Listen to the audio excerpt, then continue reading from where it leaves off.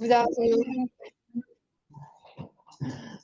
Good afternoon, dear ladies and gentlemen, dear participants. Welcome to today's session on advancing Ukraine's public-private partnership framework. We are pleased to have you join us both offline and online. And first of all, we would like to extend our gratitude to our speakers for today's session.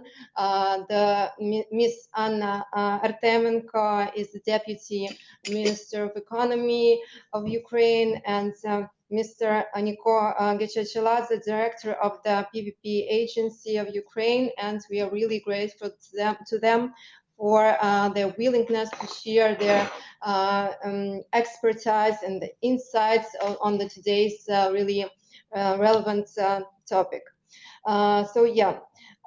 Please take a note that in the end of the session, we will have 15 minutes time for questions and answers. You will be able to put them in the chat or by raising the hands.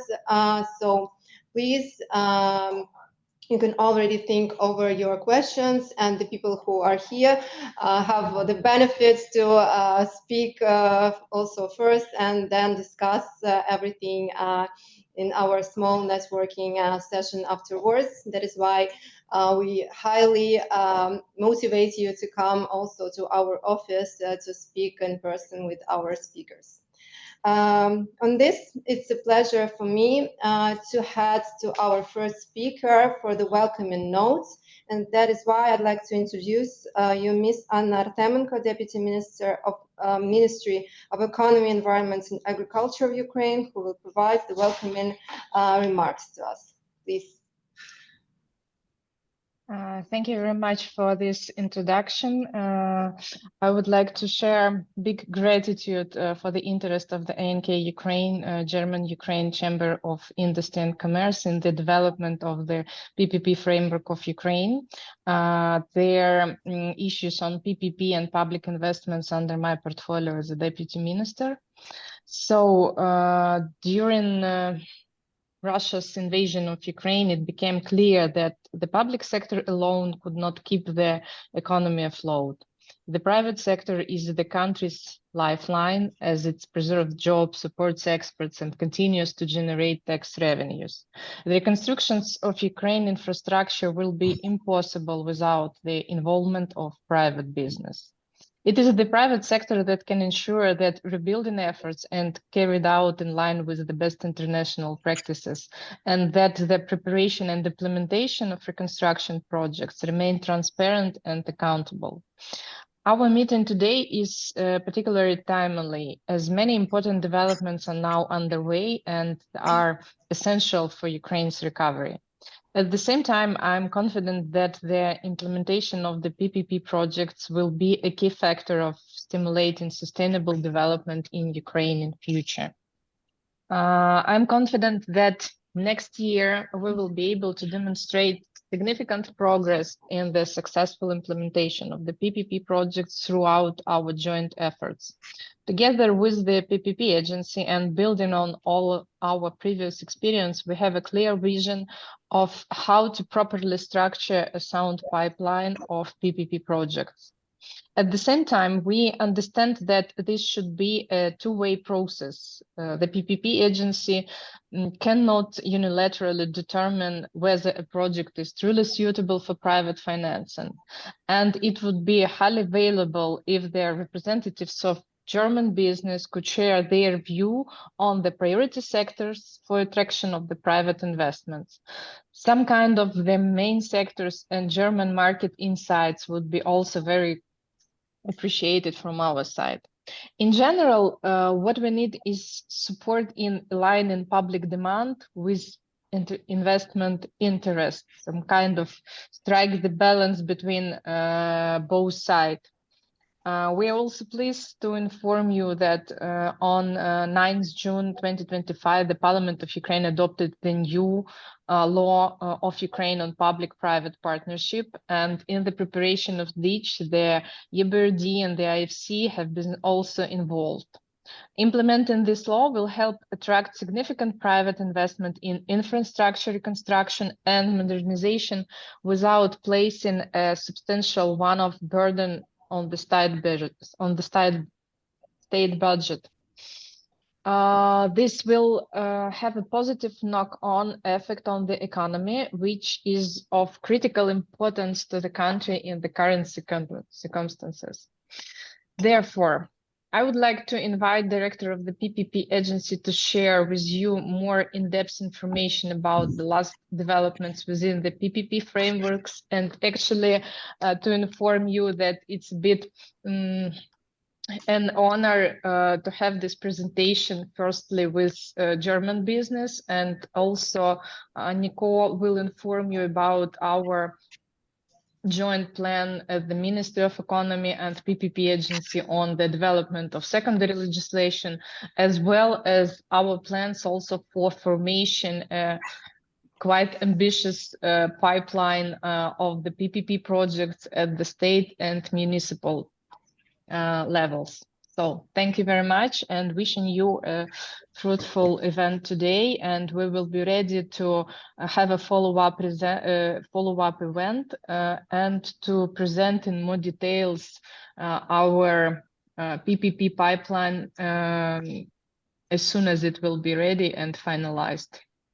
Thank you. Great, thank you very much, Ms. Anna. Thank you for your insights, for your evaluation. We already definitely see a growing interest among the German companies in the projects pipeline. There is really a huge interest on the topic, and that is why we are honored to be one of the first associations discussing this topic with business. That is why we would also now head to our main speaker. I'd like to introduce Mr. Niko Gececilato, Director of State Organization Agency for Support of Public-Private Partnerships.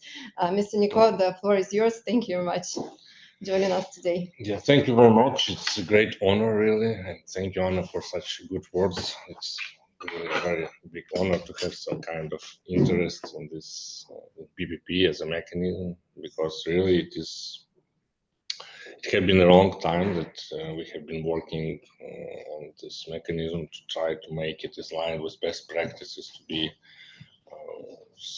suitable for investments, to be suitable for private companies, to have their interest in this mechanism, to provide to provide the proper approach to have the investment there. So maybe I have a presentation. Maybe let's get to it. It will be easier.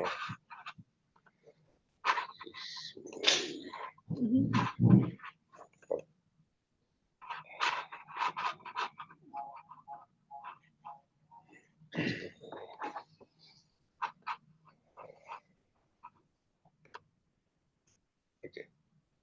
Do you see? Yes. Yeah. Oh, okay.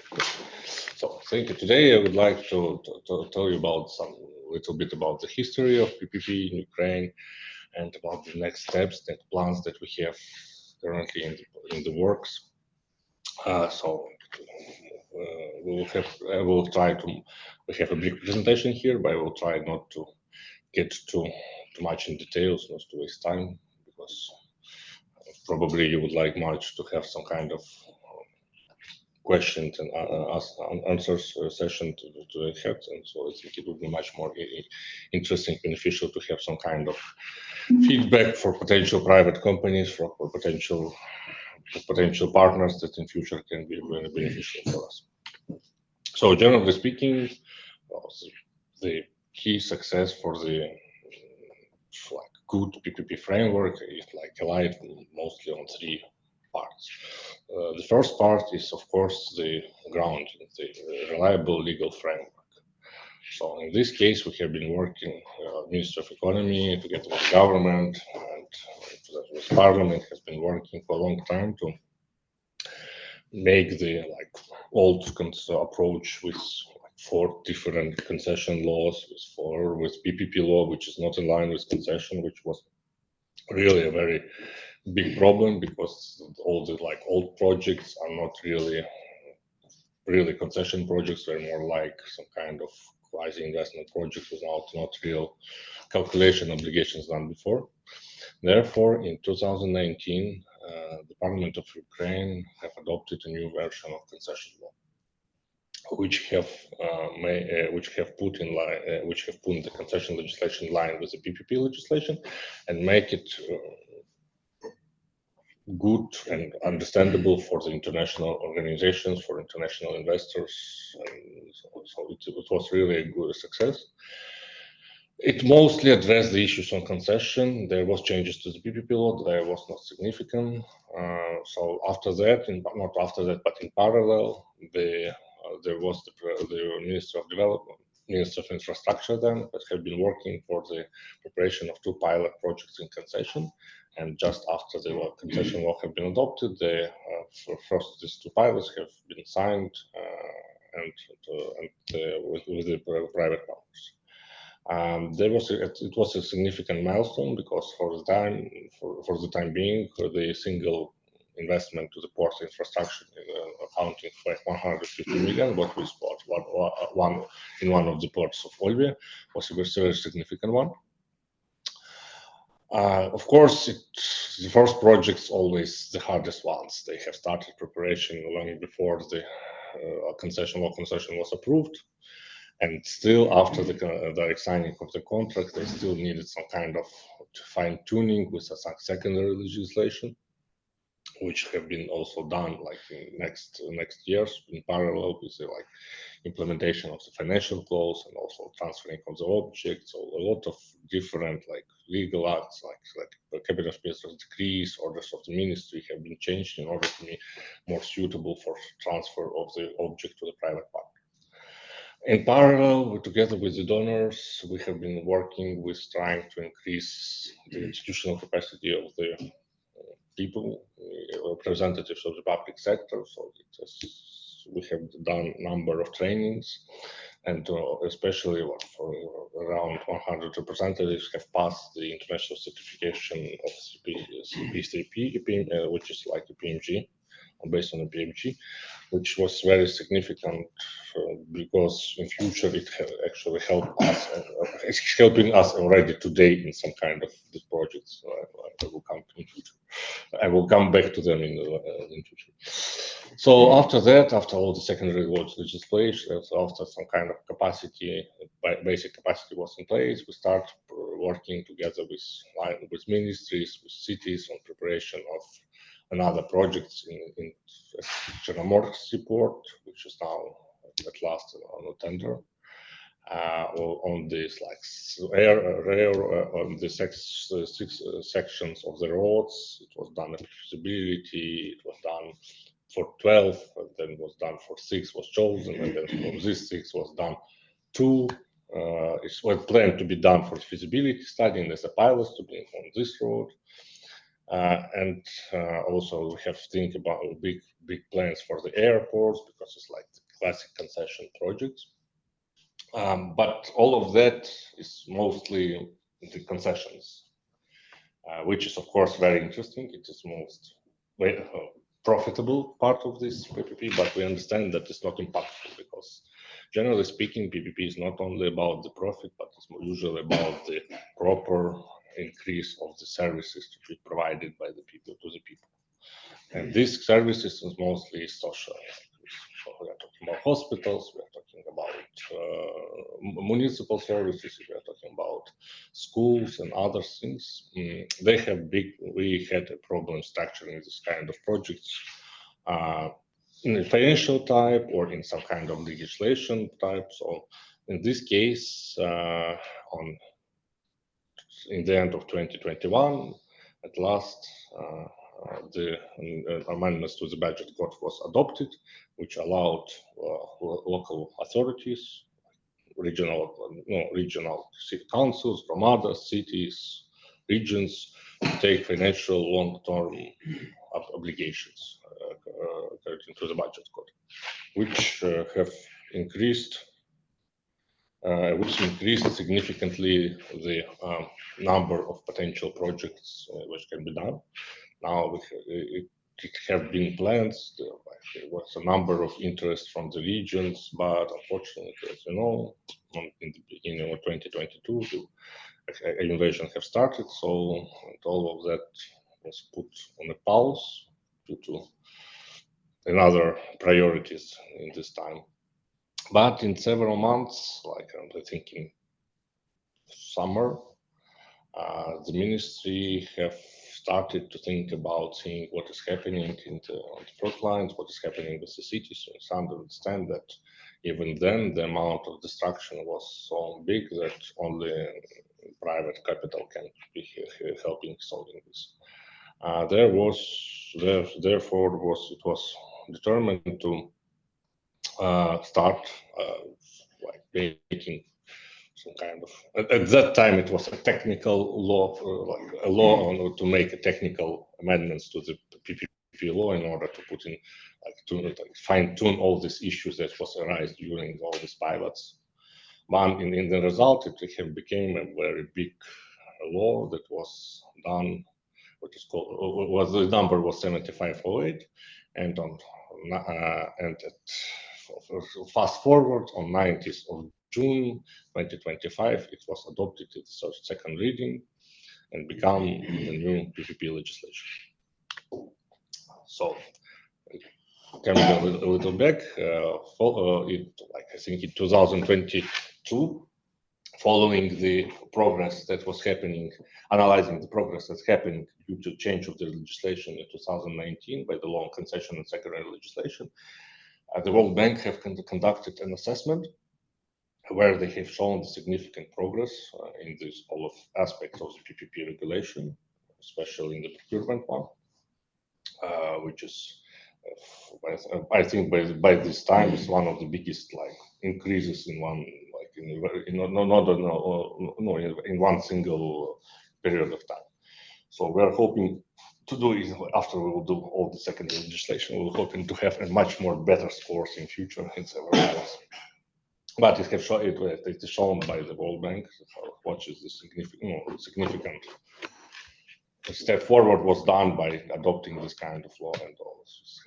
So I will start now with the law. I think always interesting about the law, and then I will come back to the next steps. So the law, what is this law about? This law about was starting, I think, in 2029 as a technical law to solve all these kind of problems. But during the war and after it was like developed, initially it was developed, a lot have changed to it. So this law have become a law that help to provide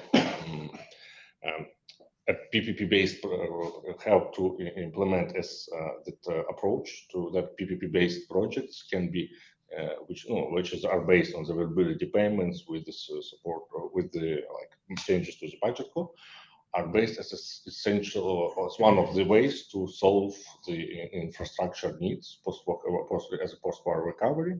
And the idea is that the infrastructure is paid by installments by the region, by the city council, by the public partner. In parallel, it is another novella of this law that we have introduced because of the amount of still not just the private capital can solve anything. We still need to think how properly to leverage this private capital, how to co-finance, and how to help, and especially following the example of the Greece or Poland, which have done a big number of blended finance PPPs. So we introduce a possibility of combining private and donor funding within the structuring of the PPP project. So before we even starting going to the tender, you have already some kind of donor funding approved. Therefore, you already have so much more lower needs for the tender, which is pretty good, especially in some, which is pretty good only for the social projects, because of course business projects usually doesn't need this kind of thing. As I said, also one for, as I said before, the systematic improvement of PPP mechanism, a lot of removal, a lot of barriers, a lot of solving a lot of problems as a result of the work that was been done before that, like especially, for example, there was no possibility to any PPP projects in schools because according to the sectoral legislation, they just can't do.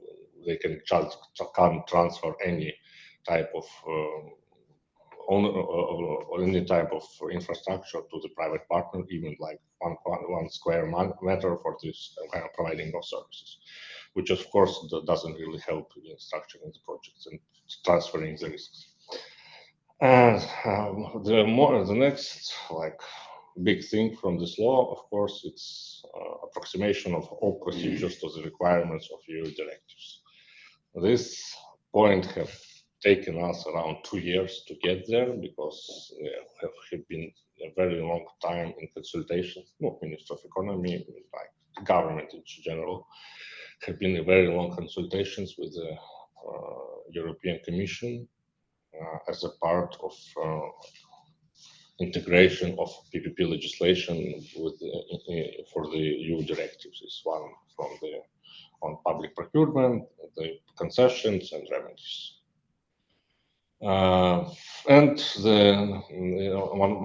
another which was very significant because it was the request from the regions. The regions said that usually it doesn't have big projects and they doesn't think that it's effective to do full-scale feasibility study. Therefore, we provided them with the approach where they can done a simplified procedure for the preparation of PPP projects, which is under 5.5 million euro. So this is kind of the main blocks of this legislation, but in details. So the first one is, of course, the increasing the understanding what is it a public partner, because according to the public corporate management reform, all state enterprises, all public stock companies, which is owned by the government, where the government have the majority, should do and should adopt their decisions without interaction of the government. Therefore, it was very important to provide them with this possibility. And it is included in the law that in case they are planning to do this kind of projects, they can do it within the company. For example, if Ukrenergo would like to build a high voltage line, and they attract a private company to build for them, we're sharing with them some kind of funding for this line. They can do it by themselves without attracting. Their decision to do it is by themselves. Of course, during the efficiency analysis, doing all the approvals process, they ask the position of the Ministry of Economy, Ministry of Energy, but still it's on their balance sheet, it's their decision, and it was very important practically to all of them during our preparation. We talked to Ukrzaliznytsia in regards to stations, to Naftogaz in regards to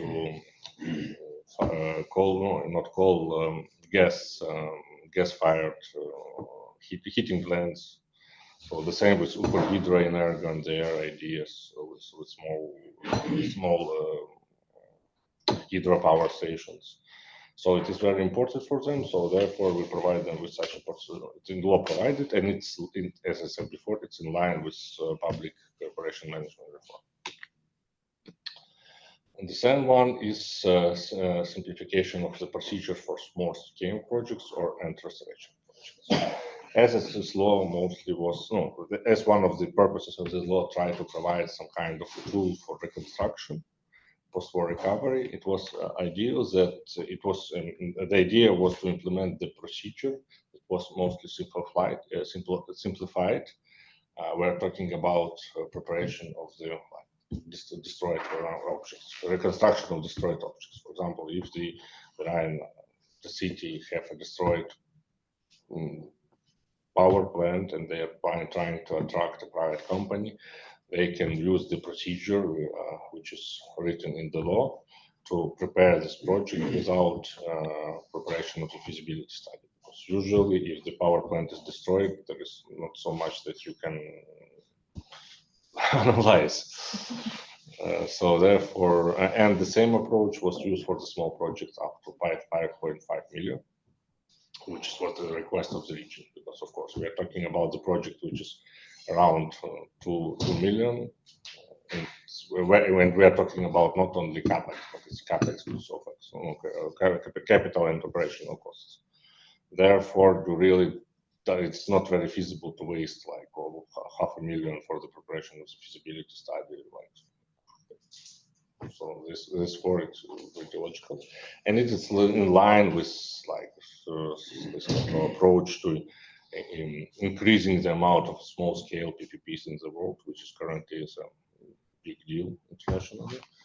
So moreover, this can be small projects, can be used, can be good place for doing its multiplication of them. Because if you're talking about similar like projects, like similar schools or similar ambulatories or others needs solving this kind of things, it can be multiplied very easily, which is also can decrease even more the amount for the project preparation. This is showing what type of deduction we are coming for. It's still not like very big, but it's still very significant. So its deduction by half a year for this kind of projects is very significant. We're talking about small projects. So in regards to the removal of the, like I said before, we try to remove all the barriers that we've have been found due to preparation of pilot projects in other sectors, including practically all main sectors, the roads, the railways, the planning activities, water management, education, generation, and waste management. Each sector has this kind of specialities. Therefore, in this draft law, there is a number, I think, 30 additional laws that have been changed by this law in order to put like this PPP legislation in the national education frame. In parallel, as I said before, this law tried to like approximate as much as possible our PPP and concession legislation with the EU directives on public procurement, concessions, and coordination. There is still some work to be done to make them like fully aligned, but for us, really speaking, we think we're much more aligned than some of the European countries that are already in EU. But that was decision. The assessment should be done not by us, but by the European Commission, which is now, I think, is doing it. So we hope to get their gap analysis in case they see some kind of next step should be done.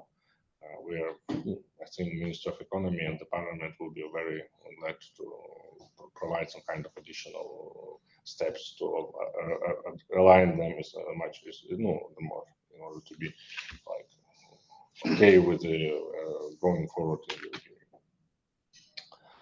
Another big thing from this law is introduction as a special like procedures for the PPP projects for housing.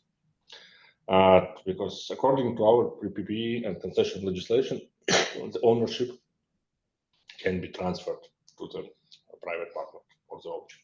It always stays with the private partner, or it always stays with the public partner.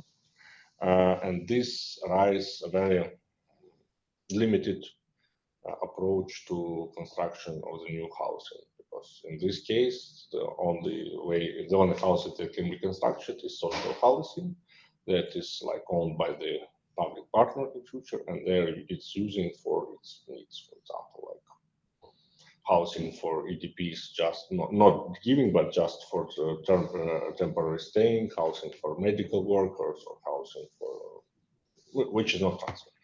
But in our realities have shown that we have much more big demands in this sector because of the amount of housing have been destroyed, and so an amount of EDPs they are trying to find their new home. Therefore, they was thinking about, together with IFC and World Bank, we have been thinking about how to properly address this issue. One of the main ideas was the introduction of the rent-to-own approach, where the tenants are renting the house, and then in the end they are getting the ownership of this apartment or house. This approach haven't been possible before, but now, according to the law, PPP law, it's possible. It still needs some kind of changes, probably to the legislation in regards to the housing, and also in the approving of the secondary legislation. But it's just, it's significantly a step forward. It's allowed at least try to structure this kind of projects. Another, it's not like innovation. It was in the old law, but we have provided more clear alignment with the needs of the alignment with the from the with EU directives, and also trying to put in line as much as possible with the law of Ukraine and public procurement. Also, the selection we have put in the law. It was put in the law the selection of advisors for the preparation of the projects have been done on competitive basis according to the public procurement law. And moreover, the law foresees that advisors are necessary for the projects that are more than 10 million euros.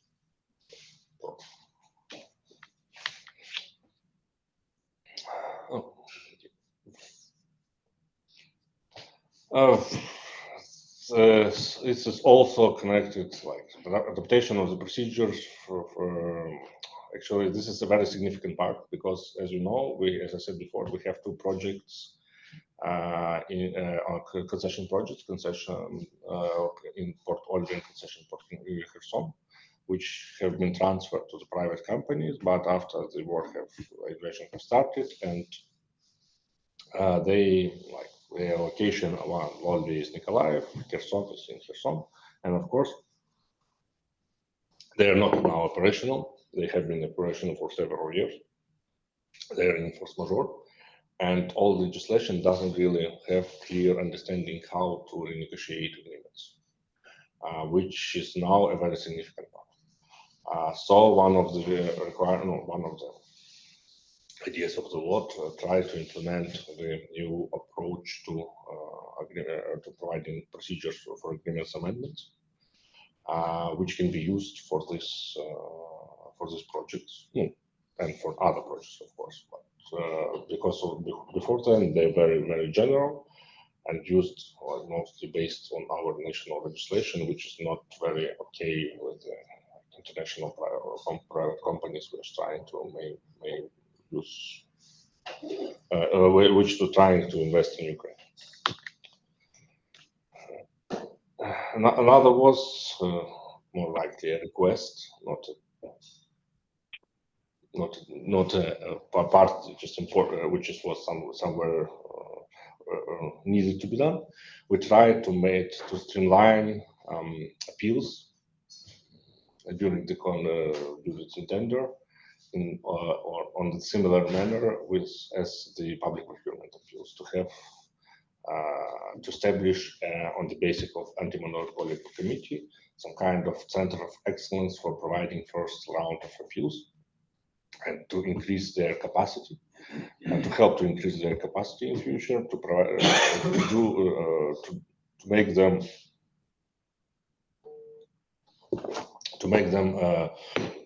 try to use them a more rigid approach to do the appeals, not to go each time to the court or something like that. As I said before, it is not written in any directives, but it was our request from the European Commission. And also it was our approach we agreed with, because it is a single approach, which is much more easier not to think about different procedures, this and that. So in regards to next steps, so as of 31st of October, the draft law are coming into force. So we, according to the law, we have like around 37 legal acts that should be prepared and adopted within the next 12 months. They divided on several types of acts. There are the first 5 regulatory acts which should be approved in the first wave. They're the most important ones. One of the 3 of them is written here, which is a procedure for analysis of efficiency, or concept note, procedure for analysis of efficiency, and methodology for calculating expected value of PPP projects. All 3 of these procedures are the most important, because you can't start any project without them, really. Because these procedures will foresee which kind of documents you need to prepare in order to initiate the project, what should be inside those documents, which kind of assessments should be done in order to provide. And in parallel, it is very important, because the proper preparation of the projects is the significant part in attracting good private investors. If the project is poorly prepared, poorly calculated, you won't attract any investors, you won't attract any funding, you won't get any okay from the bank to provide you this project with a loan. So this is a very important thing.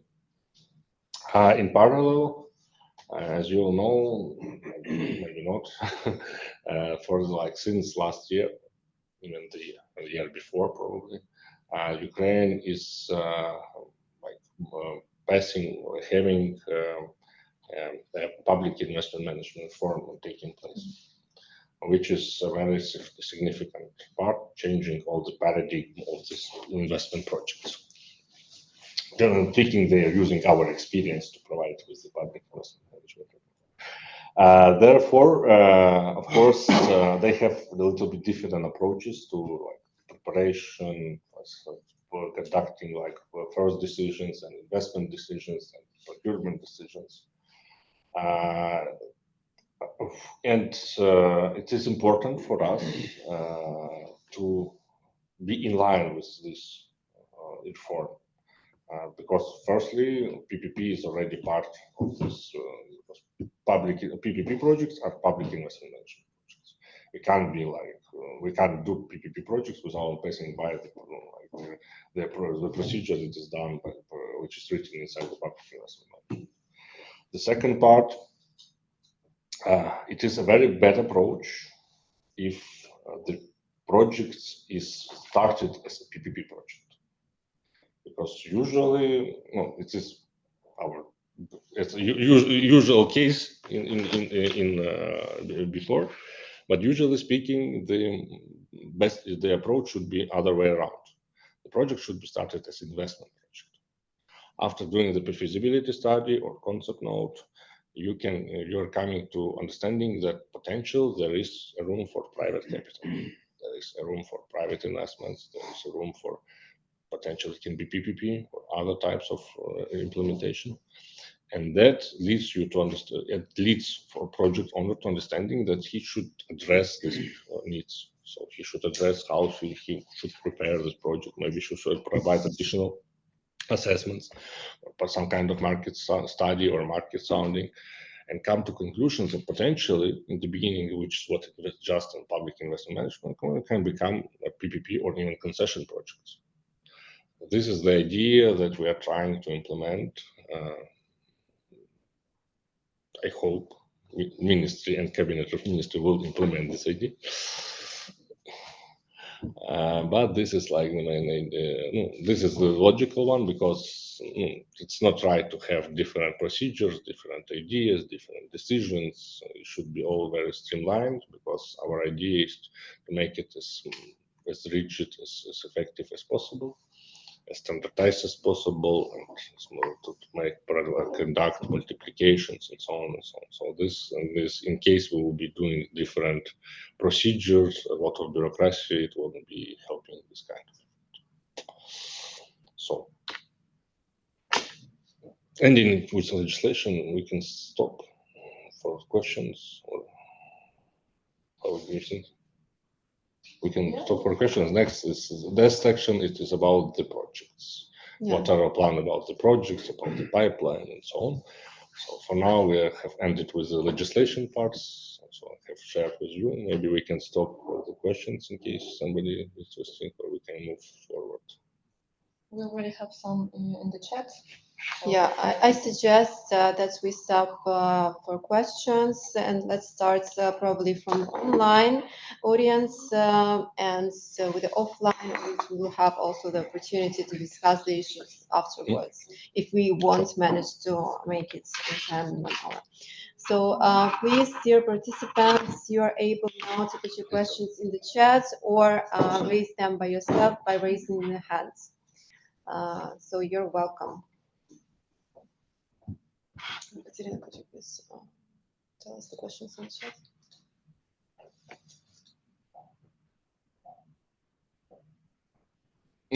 First one is what are the main sections where the projects will be expected?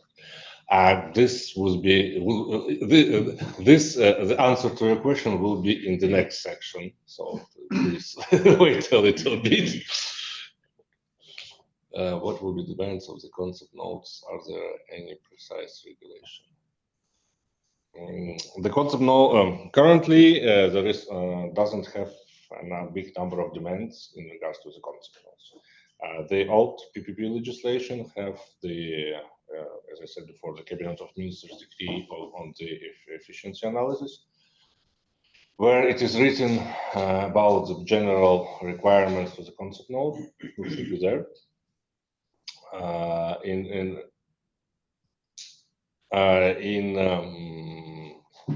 In parallel, there is an order on the Ministry of Economy with methodological recommendations with more clear advice to how these questions or how the concept notes should be prepared, which kind of assessment should be done, which kind of parts. All that probably should be changed, but just wait a little. It's still the law is still not in force, so I think it's too early to tell. I think soon the Ministry of Economy will provide some kind of thoughts about this approach. Mm-hmm. Many things. How the government planning to achieve alignment according to your plan? What are further plans? Many things, and for the question, you know, I can't answer this question because I'm not the policymaker. Accordingly to the plan, facility plan, the alignment should be done by 2027, I think. Therefore, I think we were doing it. The next step, if I remember correctly, the next step is doing alignment of the public procurement law. As soon as it would be done, I think we will make in line with all that, just as even probably by that amendments that would be done by the public procurement. So I think there doesn't need to worry about that.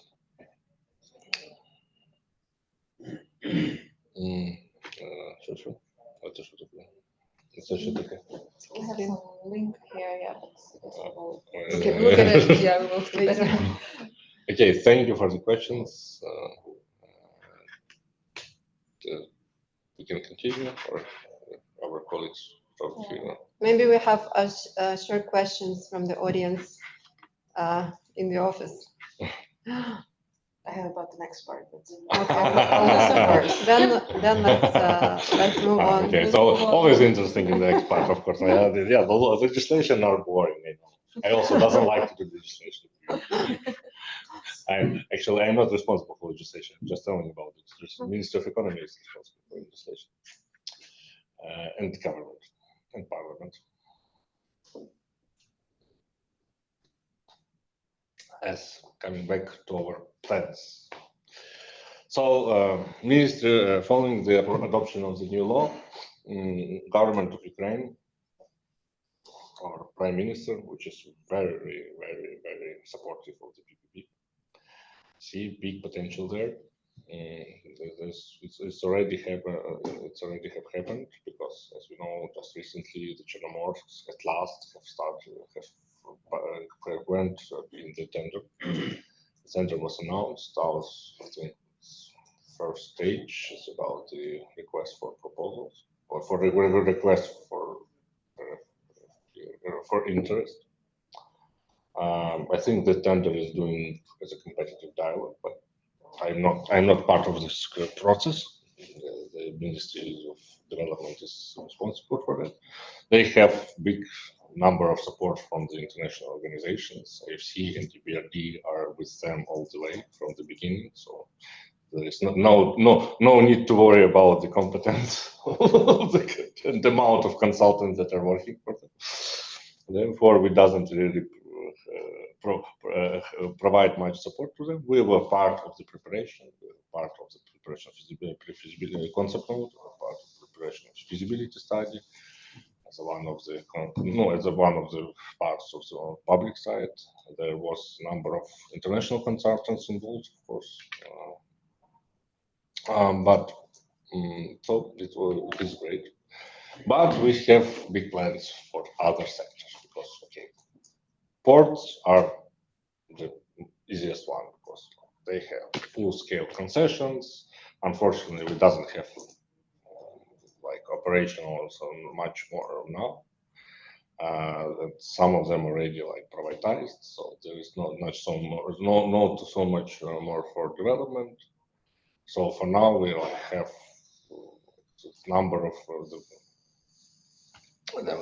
the most serious number is first and container terminals in Chernomorsk, which we plan to have capex from 100 to 100 million, but there is no requirements for capex. I think there is just requirements for the level of preparation and level of services provided. The tender was announced, so of course we see the other project, which is also coming in parallel, but a little bit behind, is with the model sea terminal in Chernomorsk. It's a railway ferry complex, which is not big, around 20 million, but it's a very interesting object. They have a big interest. A number of companies already have provided interest to this object. Actually, to the first one, I think half a year ago, there was a roadshow in Warsaw. So there is around 50 companies have provided interest to the container terminal. So we hope it will be a very successful. After that, we still is a project idea at the second terminal in Chernomorsk. We hope it would be. We'll start preparation, but we need to understand what is the appetite of the market for us. And of course, the not very interesting but very important ones for us. It's the restart of concessions in Northern We understand when we need to support current concessionaires. We need to show that public side is have follow their responsibilities. We need to understand that. So of course, even if we are talking about in profit, it wouldn't be easy to get there some kind of private partners. So in case they are interested in staying, and they just need to provide some kind of better conditions to solve their losses that was done during the war. So I think it is good to try to renegotiate this type of deals, which is why renegotiation is mentioned, I think.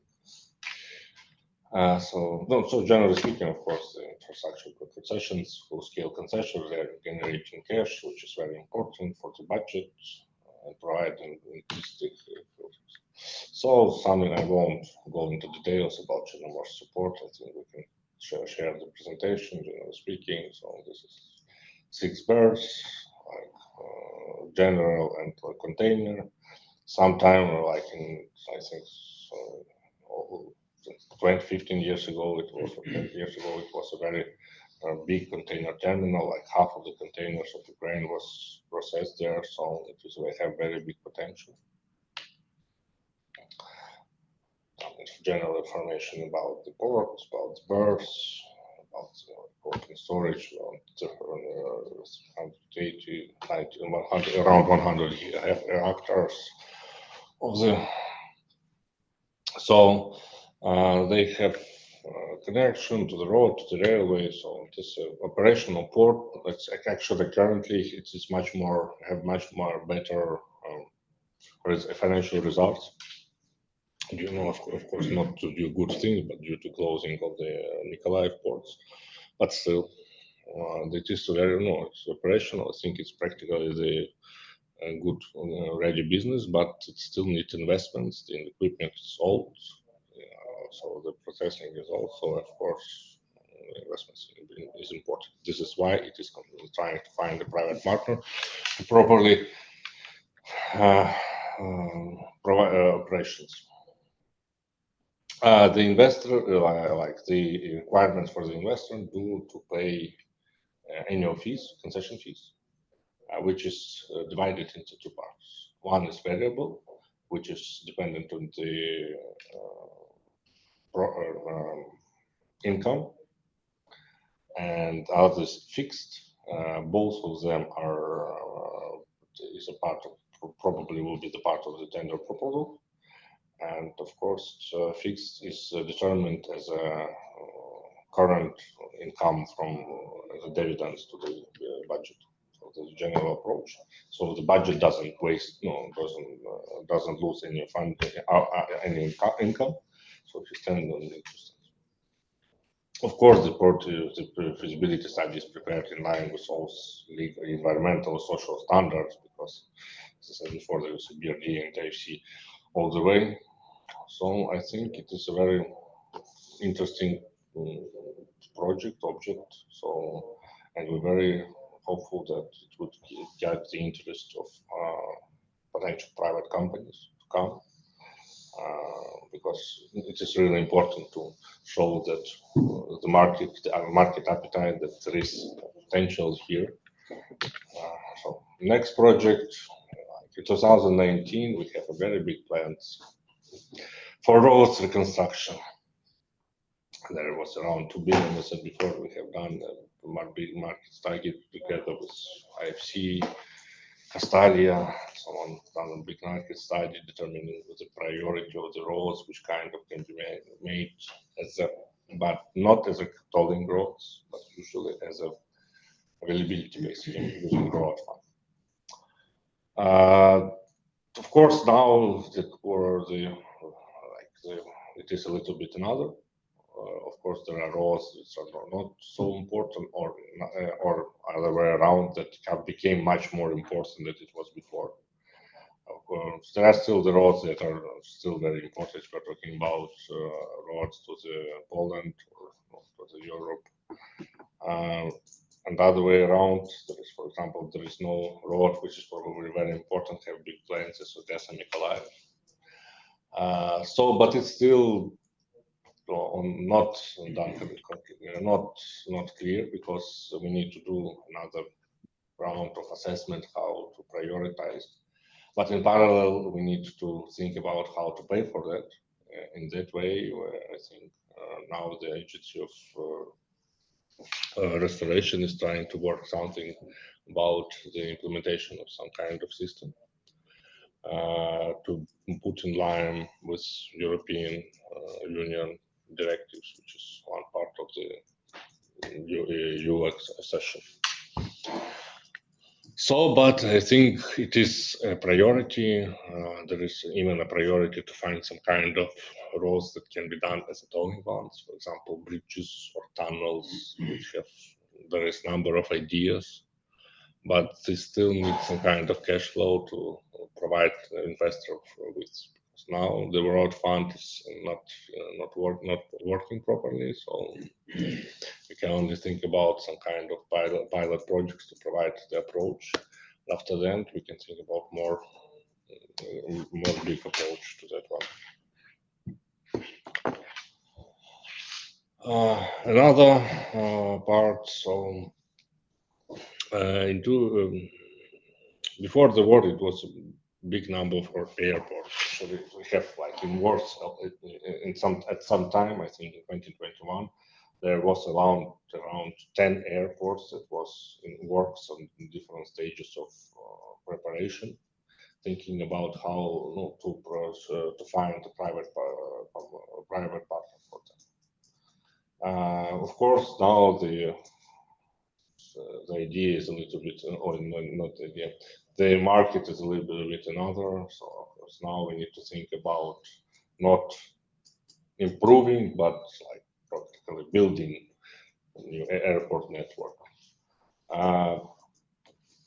There was a number of thinking about how to package like big airports with small airports to make them feasible, interesting for investors.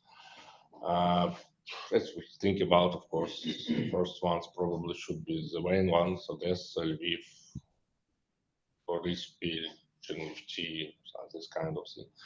But of course, it depending on which kind of conditions there, which kind of what's the appetite for that one when they open. But I think this is a good time to try to think about the strategy, how to approach it. Because generally speaking, in the world, the airports is mostly private. Yes, no, not private. I mean, consist or have private capital. Because it would be very not right to think to solve this kind of issues only with public funding.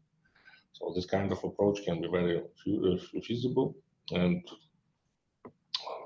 but of course, when there is understandable that any airport concession probably won't be feasible on the first, at the first without some kind of co-financing for airfield reconstruction. Because some of them potentially can be packaged with airfields, but some of them potentially should share some kind of co-financing from the budget or from the donors or from the other ways of sources of funding. So also in regards to the rail, to the railways. So railway sector is a little bit trickier one. We have a monopoly. So according to the requirements from the European Union, I think we need to the Ukrzaliznytsia should be unbundled sometime in the future. Where we discussed in 2020, we discussed with Ukrzaliznytsia, they were very interested in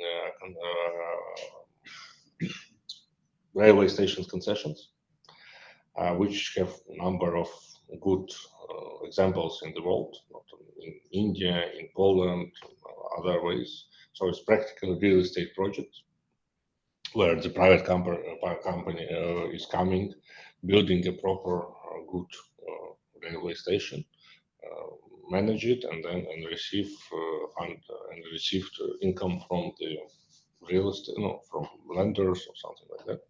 Not lenders, renters. But there was a study. We have started a number of pre-feasibility studies already. Actually, even have been testing finished. But there was two main problems. One of which we have solved because Ukrzaliznytsia doesn't want. Ukrzaliznytsia, the supervisory board of Ukrzaliznytsia would like to have their decisions done by themselves, not to wait for the ministry approval. It was connected to the determination of which kind of railway station should go first, which kind of should be packaged, and so on. Now I think it is much more actual because now railways and will be for some time being one of the main ways of communications and transport in Ukraine to our countries, even not only throughout Ukraine. Therefore, I think they can be very interesting for investors. And we really hope to come back with some kind of pilot projects. Well, if we're talking about the main ones, of course, the most interesting ones is Kyiv and Lviv. This is nothing to do, because they're like, even now, Lviv is planning to do, I think Ukraine is building a European railroad to Lviv, and they're planning to do a new railway station, which can become a hub for the Western rails. So this kind of, I think, project can be easily proceed with concessions, not only attraction of private capital, but also like leveraging with some kind of European financing, which is, I think, would be great and much easier to find proper contracts. So the interesting cash generating projects are over. Now we're coming back to more hard and more complicated projects to be great. So the first one is healthcare. We have been working for several years together with AHC on some approaches how to start attraction of the private capital within the healthcare sector, especially by using PPP mechanism. There was a number of projects we have been working on. For the first of them is the oldest one is construction of the multidisciplinary hospital in Stone, where like a new building of the hospital building is constructed on the premises of at the land plot of the old hospital, and using it as a new and all the necessary services, healthcare services, transferred to this hospital. Now I think it is the feasibility have been prepared. It is now at the consideration of the city council, but of course there is a problem. Like capex is around 140 million US dollars.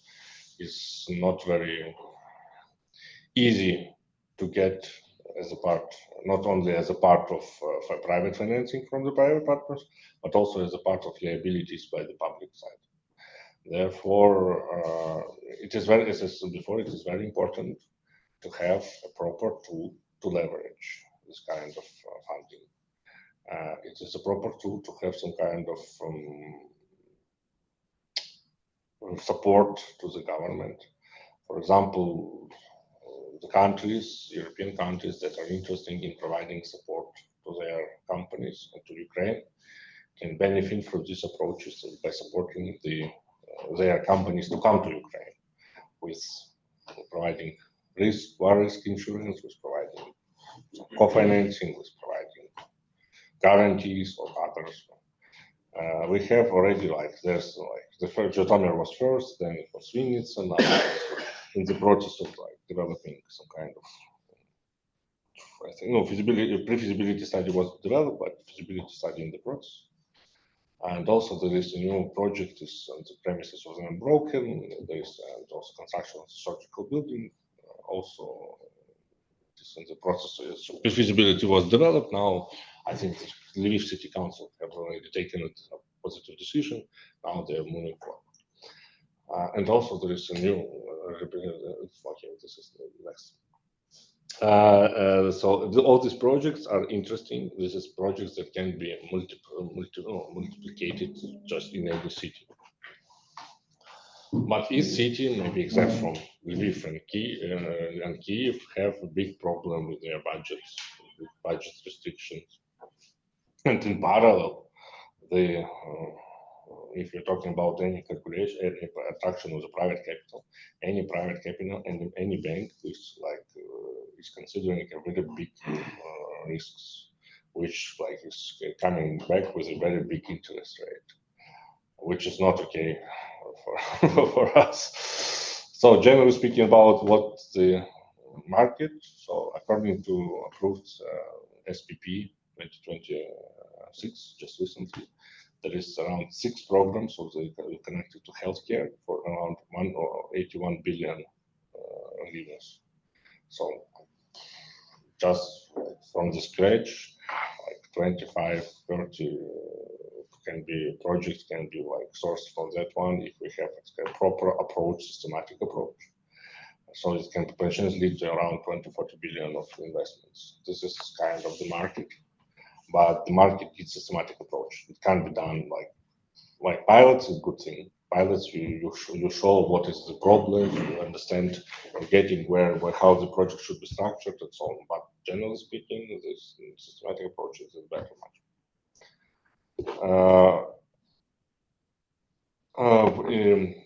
In parallel, in all this we're talking about infrastructure models. Because we have long discussions.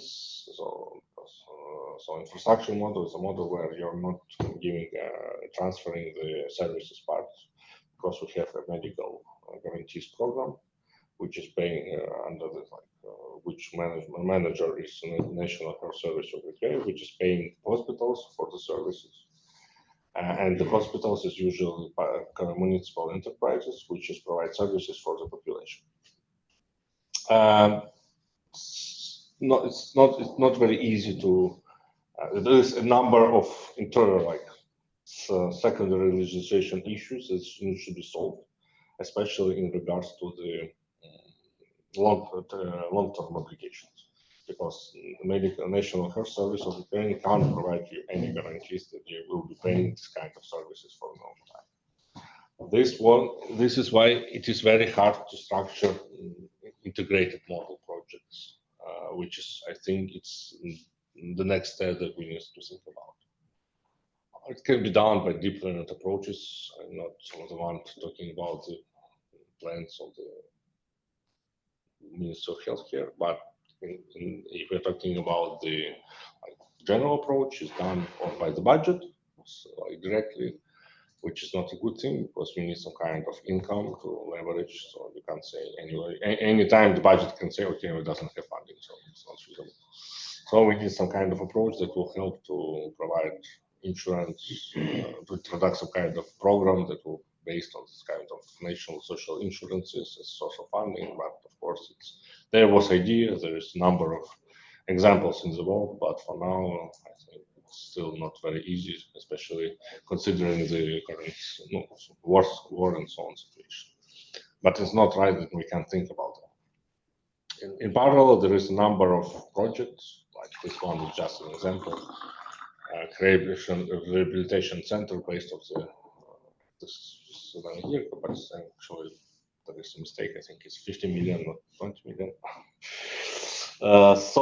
But it's not only one. They have have seen and around already 20 of them requests for this kind of any big Romada thinking about their rehabilitation center, because they understand that they or especially for the military personnel, because okay, they will come someday, and if they doesn't have the place where to talk to people, to socialize, it would be a very big problem.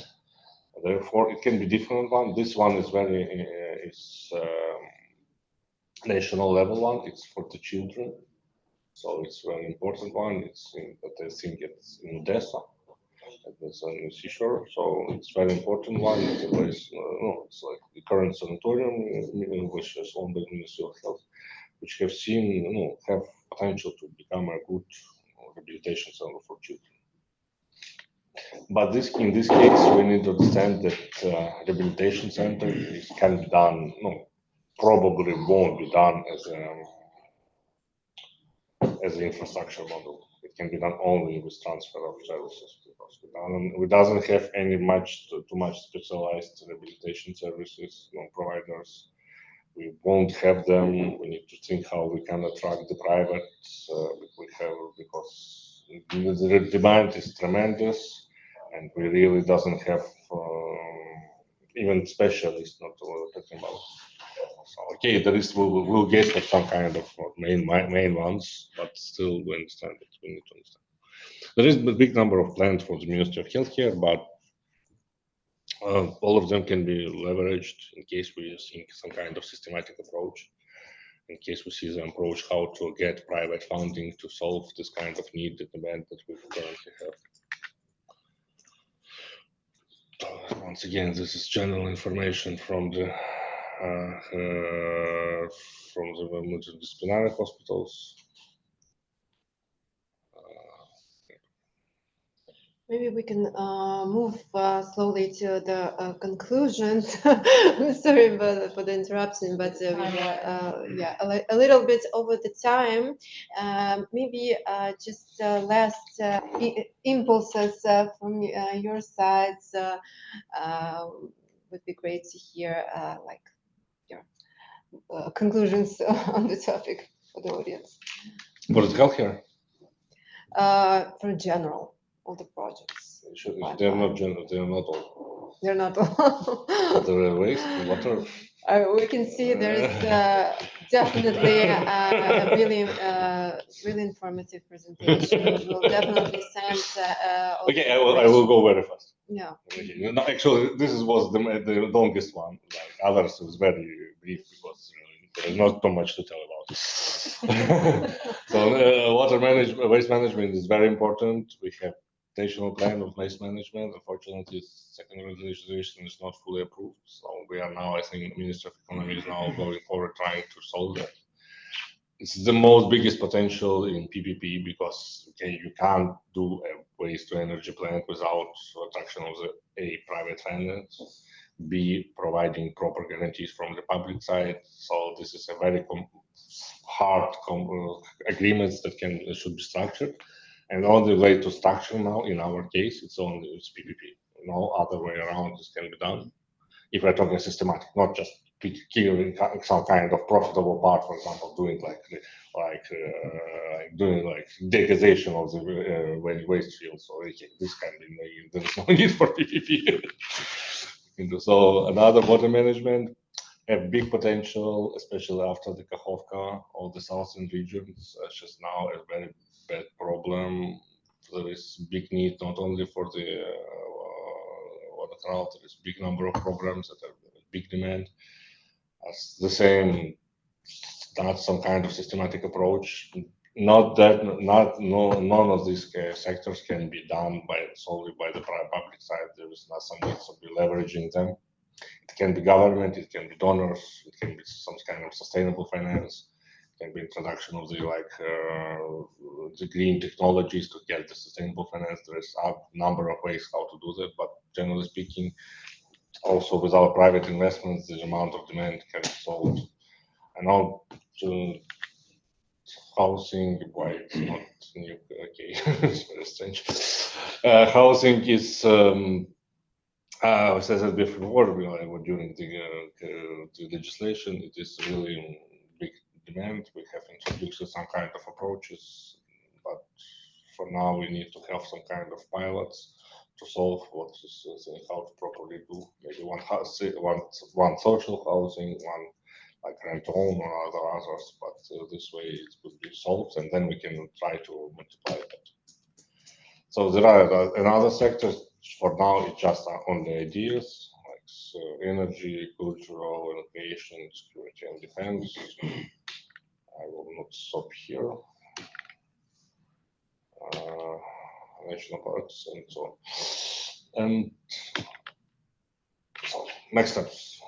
Now we are working together with, we have already finished on September, assessing this PPP 2026, all the projects that are being created, we're trying to determine what is demands, what are the needs, what what the priority ones, what ideas, what should be done for the others, as you see. In parallel, the next steps will be now, which we are currently working, to have some kind of communication with all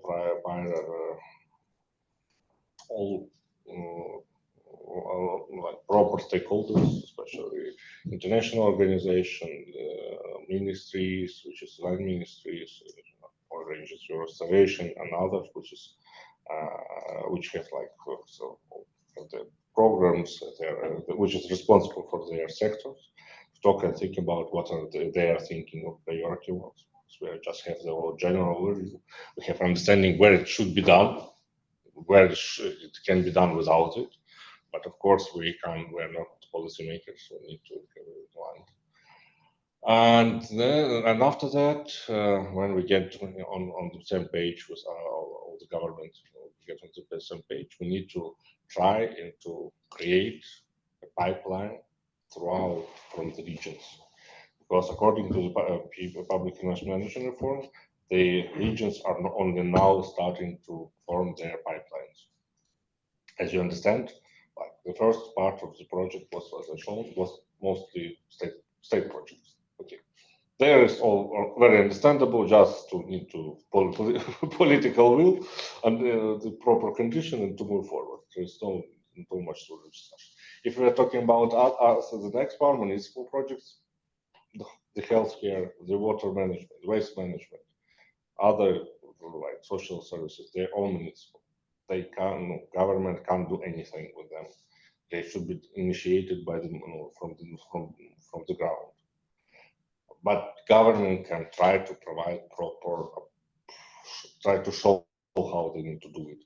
Try to choose as well with the healthcare, to choose the pilot ones, to start doing with the pilot ones, and then after that, to help them to structure the pipeline, to work with them, which we are planning to do now.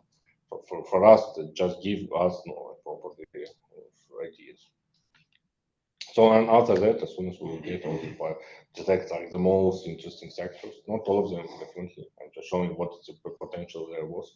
There is in each sector there is some ideas, there is some kind of projects which is now in works. One better, the other worst, but generally there is one. Not like healthcare mostly, yeah, but the idea is to think about like the project like this can be like then just multiplied like in each sector, because like if we're talking about water management, there is projects that can be done already. So in the next step is start multiplication. So as I see, the number of sectors is tremendous. Demand is also very big. So we need to think. But the proper approach, you need to understand that nothing can be done solely by anybody. Usually, it's always a joint work. It's always a very not easy work. There's a lot of obstacles, especially in our situation where we live in, especially in regards to the financing part, in regards to the human resources, in regards to the, as I said, financial resources, in regards to the just getting the understanding and persuading the people why it's important to get the proper balanced deal, not to try to push on overhead. So this is from each side. It's not always from public or private, but both sides is crying together. So therefore, but it should be always very balanced, very structured. And of course, most of the special social projects can be done without any support of the other countries or European Union or government. Somebody need to help. Just so any like city can't do like construction in the hospital by itself, as much as it would like to, but we need to understand the demands of the budgets are now much bigger than this. Sorry, I'm looking at the watch, but Mr. Niko, I would like to thank you really much for such a interesting, impactful presentation. We will definitely send it to all the registered participants. And now I suggest to move probably to the questions online from the online audience, and then we will follow with the questions from the offline already without recording. Do we have questions, dear participants?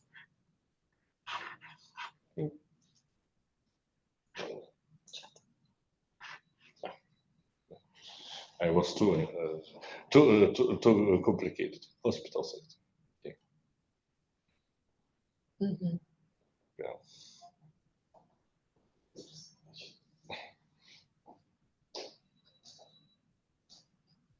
think it was covered. I guess it was already covered in detail. In detail. For first hospital, we're planning to do hospitals, new hospitals in every big city according to the network approved by the government. It is hospital, new construction of the new construction or reconstruction in case depending on the needs. For example, with Zhytomyr, it's a new construction instead of like around 15 buildings of the old hospitals, which is some of them are 150 years old. So really not very feasible, and they are not in one building. So it's like there is one hospital and there is around 8 buildings we need to become different. The Zhytomyr is practically prepared. I think it will be going to tender in first quarter next year. Do you have another questions? Online audience.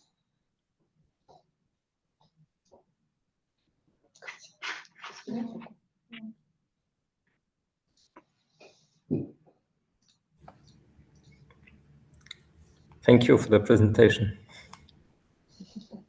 Thank you very much, you. Valdemar. So, dear online audience, by now I think we will come to the end of this online session, move to our offline small discussion, and I would like to ask you to give a short feedback that you will see now on your screen, and we will send you all the information of the presentations afterwards as a follow-up, and whether you will have any questions to the agency, please contact us, and we will get back to you with the response to your questions. And once again, thank you very much for joining us today. Hopefully you enjoyed today's informative discussion. Please stay tuned and have a good evening. Goodbye. Thank you. All the best. Actually, I have one more time. Thank you. Bye. Thank you. Have a good day. Bye. Thank you. Have a good day. Bye.